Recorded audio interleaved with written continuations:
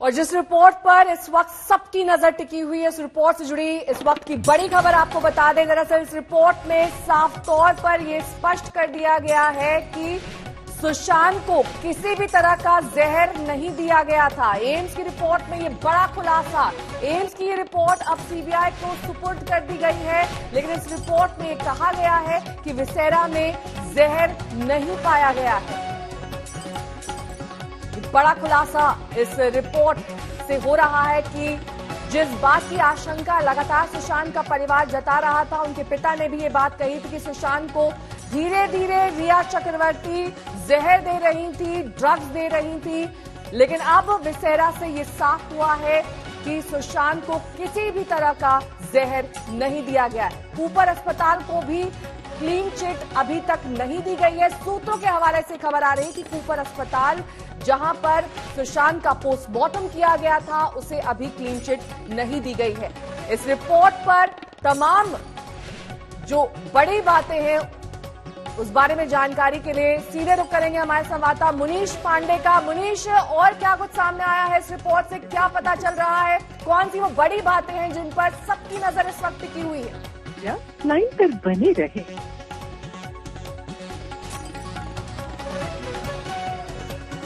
एक बार फिर से आपको बता दें कि कूपर अस्पताल जहां पर सुशांत सिंह राजपूत का पोस्टमार्टम किया गया था, विसेरा रिपोर्ट बनाई गई थी, ऑटोप्सी रिपोर्ट बनाई गई थी, उसे अभी तक क्लीन चिट नहीं दी गई है। लेकिन शरीर पर कोई ऑर्गेनिक जहर के निशान नहीं है, कोई भी ऐसा सबूत नहीं है जो इस बात की ओर इशारा करता हो कि सुशांत सिंह राजपूत को जहर दिया गया था।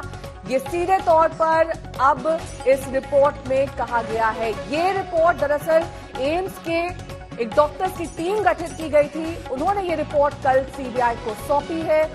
विसेरा में जहर नहीं पाया गया है। ये 20% वो विसेरा है जो बचाया गया था, जिसकी जांच इन डॉक्टर्स के पैनल ने की है, और अब इस रिपोर्ट में पाया गया है कि कोई भी अंश सुशांत की इस विसेरा में जहर का नहीं है। तंसीम हैदर मेरे साथ जुड़ गए हैं। तंसीम, और क्या कुछ जानकारी मिल रही है इस रिपोर्ट के बारे में?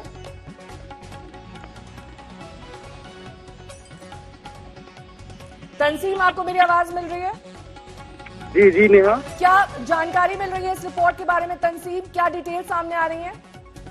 जी देखिए, जो एम्स डॉक्टर्स का पैनल है, उनकी इनिशियल रिपोर्ट में ये बात कही गई है कि जो टॉक्सिकोलॉजी रिपोर्ट थी, यानी कि विसरा की जो रिपोर्ट थी, उसमें कोई ऐसा ऑर्गेनिक या कोई केमिकल पॉइजनस नहीं पाया गया है बॉडी में। सुशांत सिंह राजपूत का जो विसरा का एग्जामिनेशन किया है, जो डीएनए एनालिसिस किया है फॉरेंसिक साइंटिस्ट ने, उसमें ये बोल रहे हैं कि DNA sample collected by state forensic lab matches with the Sushant, यानी कि जो डीएनए के सैंपल्स मिले थे वो मैच कर रहे हैं। और जो सबसे अहम हिस्सा है, ये कह रहे हैं कि जो पोस्टमार्टम की जो वीडियोग्राफी की गई थी वो बहुत क्लियर नहीं है, जिससे उसका एनालिसिस में इनको टाइम लग रहा है। उस वीडियोग्राफी की उसमें डार्कनेस बहुत ज्यादा है, लिहाजा वो जो ऑटोप्सी हुई है उसको बहुत ज्यादा क्लियरली नहीं देखा जा सकता।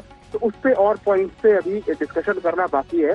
कल भी जो एम्स के जो इस पैनल के डॉक्टर हैं, जो चेयरमैन हैं सुधीर गुप्ता, उन्होंने ये बताया था कि उनकी रिपोर्ट, इनिशियल रिपोर्ट तैयार है, बस उसके कानूनी पहलुओं पर बातचीत हो रही है और सीबीआई के साथ कि आखिर उसको उसमें और क्या क्या फाइंडिंग्स ऐड करनी है। तो फिलहाल ये जो 3-4 फाइंडिंग्स हैं, ये एम्स के डॉक्टर्स के पास है, पैनल के पास है, उन्होंने सीबीआई को इस बारे में अवगत भी करा दिया है। और साथ ही तंसीम, कूपर अस्पताल के डॉक्टर्स को क्लीन चिट नहीं देने की क्या वजह बताई जा रही है? देखिए, क्लीन चिट इसलिए वजह बताई जा रही है कि जो पोस्टमार्टम किया गया है, आपने देखा होगा शुरू में पोस्टमार्टम जो रिपोर्ट आई है, पोस्टमार्टम रिपोर्ट में date of time of death नहीं दिया गया है, उसमें जो स्टमक के डिटेल्स नहीं माइन्यूटली दिए गए हैं, तो बहुत से कॉलम्स ऐसे थे रिपोर्ट में जो खाली पाए गए। यही वजह है कि डॉक्टर्स को भी कटघरे में खड़ा कर रही है। मेरी सहयोगी अंजना ओम कश्यप इस वक्त तमाम जानकारी के साथ हमारे साथ जुड़ी हैं। अंजना, अब ये रिपोर्ट से साफ हो रहा है कि विसेरा में किसी भी तरीके से जहर का अंश नहीं पाया गया है, लेकिन फिर भी अभी तक स्ट्रैंगुलेशन की बात को रूल आउट नहीं किया गया है। ऐसे में अब जांच कैसे होगी आगे, और इस रिपोर्ट से किस तरीके से अहम कड़ियां आप जुड़ सकती हैं? नेहा, देखिए, एक बात एम्स ने शुरू से क्लियर किया था, जो अब बातें सामने आ रही है, और एक्सक्लूसिव जानकारी जो आज तक के पास है, उसके मुताबिक जो कूपर हॉस्पिटल के डॉक्टर्स हैं उनको वो क्लीन चिट नहीं दे रहे हैं। यानी पोस्टमार्टम में बड़े बड़े लैप्सेस की बात जो पहले से की जा रही थी, लाइगेचर मार्क को लेकर जब ऐसी कोई भी फांसी लगती है तो किस तरह की हैंगिंग हुई है, पार्शियल हैंगिंग हुई है, ये तमाम वो टर्म्स हैं जिसके जरिए कोई भी फोरेंसिक एक्सपर्ट सबसे पहले पोस्टमार्टम में डालता है। पूरी जानकारी लाइगेचर मार्क को एक्सप्लेन करते हुए दी ही नहीं गई थी। अभी जब तक कंक्लूसिव तरीके से ब्लैक और व्हाइट, अब होमिसाइड या सुसाइड ये क्लियर नहीं हो जाता है, थोड़ा सा इंतजार करना पड़ेगा। लेकिन इतनी तस्वीर तो साफ है कि कूपर हॉस्पिटल के 5 डॉक्टर्स जिन्होंने ऑटोप्सी की थी, उसको लेकर एम्स की बोर्ड ने, जिसके चेयरमैन डॉक्टर सुधीर गुप्ता है, उन्होंने सीधे उसको नकारा है और कहा उसमें बहुत सारे लैप्सेस की बात की है। उन्होंने बताया है कि किस तरह से जिस तरह की जानकारी दी जानी चाहिए थी, जो करना था, जो एसेंशियल है, क्योंकि आपके पास बॉडी थी, दूसरा प्रिजर्व करके रखा जा सकता है लेकिन बॉडी नहीं रखी जाती है। इसीलिए जो डॉक्टर्स ऑटोप्सी करते हैं वो इस तरह के लैप्सेस नहीं कर सकते हैं इस तरह के केस में। तो ये तो बिल्कुल क्लियर है कि जो ऑटोप्सी वहां पर 5 डॉक्टर्स की टीम ने की थी, उसको लेकर बहुत गंभीर सवाल खड़े किए हैं एम्स की इस रिपोर्ट में। और साथ ही अंजना, तंसीम भी जानकारी दे रहे थे कि जो वीडियोग्राफी की गई वो बहुत स्पष्ट नहीं थी। यही एक बहुत बड़ी वजह है कि इस रिपोर्ट को बनाने में इतना ज्यादा समय लगा। काफी डार्कनेस है उस वीडियोग्राफी में, जिससे चीजें स्पष्ट नहीं हो पा रही हैं। बिल्कुल, और देखिए वीडियोग्राफी से भी ज्यादा जो मेरी बात हुई थी, उन्होंने बताया था कि हमने फिर जो नेक के इंटरनल डायसेक्शन के पिक्चर्स थे, क्योंकि ना तो लाइगेचर मार्क की फोटोज देखकर सिर्फ कंक्लूसिव बात कही जा सकती है और ना ही रिक्रिएशन जाके करके कंक्लूसिव बात कही जा सकती है।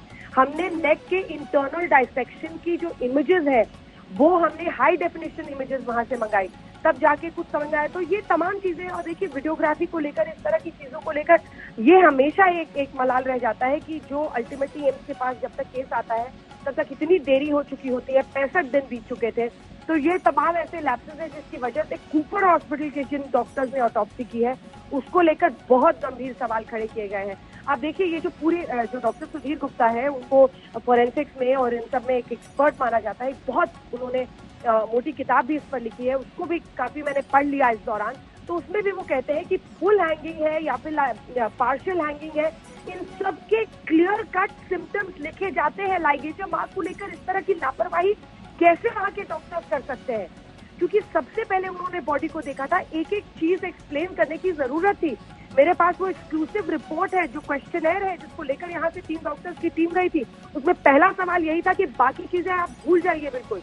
आप मुझे बताइए कि ये लाइगेचर मार्क को आप कैसे डिफाइन करते हैं और इस लाइगेचर मार्क की बिना पर आपने कैसे मर्डर को रूल आउट किया है? क्योंकि ये सवाल खड़े करता है एज इट इज जो पिक्चर है, और वो फिर मेल खाता है जो विकास सिंह का दावा है डॉक्टर्स को लेकर।